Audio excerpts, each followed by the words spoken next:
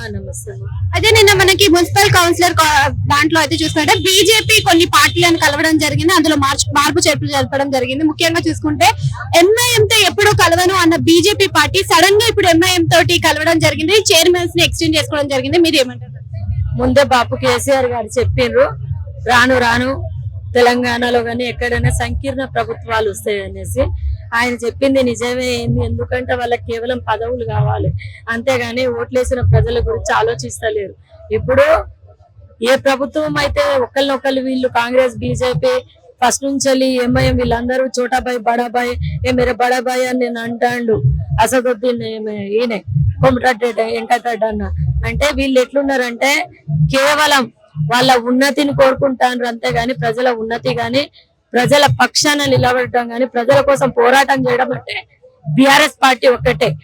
అధికారంలో లేకున్నా కూడా ప్రధాన ప్రతిపక్షమైన బీఆర్ఎస్ పార్టీ ప్రతిసారి ఏదైనా కాంగ్రెస్ పార్టీ అది హైడ్రా కావచ్చు, లకచర్ల బాధితుల సంఘటన కావచ్చు, ఇటువంటి ఏ సంఘటన అయినా ఫస్ట్ ముందడిగేసి పోరాటం చేసి తెలంగాణ ఉద్యమం నుంచి ఇప్పటి వరకు కేవలం పోరాటం చేస్తూ తెలంగాణ ప్రజల నువ్వు కడుపులో పెట్టుకొని కన్న బిడ్డల్లాగా చూసుకునే పార్టీ ఏదైనా ఉంది అంటే బీఆర్ఎస్ పార్టీనేమో.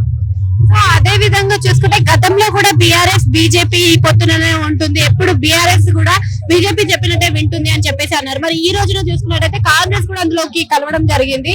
మరి అన్ని పార్టీలు ఈ విధంగా కలుసుకుంటూ పోతే ఏపీలో ఎలా అయితే కూటమి ఉందో మరి తెలంగాణలో కూడా అదే ఏర్పడే విధానం కనిపిస్తుంది.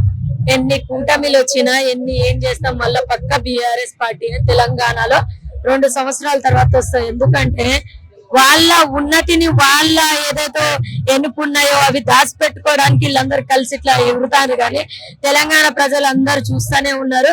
తెలంగాణలో ఈ రేవంత్ రెడ్డిని ఎన్నికల్లో గెలుచుకున్నది మార్పని పాపం వాళ్ళు మైపరిచిపోయి 1-2 డిఫరెన్స్ తోటి ఓట్లేసిన పాపానికి పాపం వాళ్ళ జీవితాలను ఫస్ట్ అయితే ఏ ఊర్లలో అయితే ఆయన గెలిచిండో ఆ ఊర్లలో ఉన్న రైతులకే ఆయన పొట్టగొట్టిండు, రైతు బంధు ఎగ్గొట్టిండు, రైతు రుణమాఫీ చేయలేదు, 2 లక్షలు అన్నాడు, అది సకాయ చేయలేదు, బోనస్ పంటకు గిట్టుబాటు ధరిస్తానన్నాడు, ఇయ్యలేదు.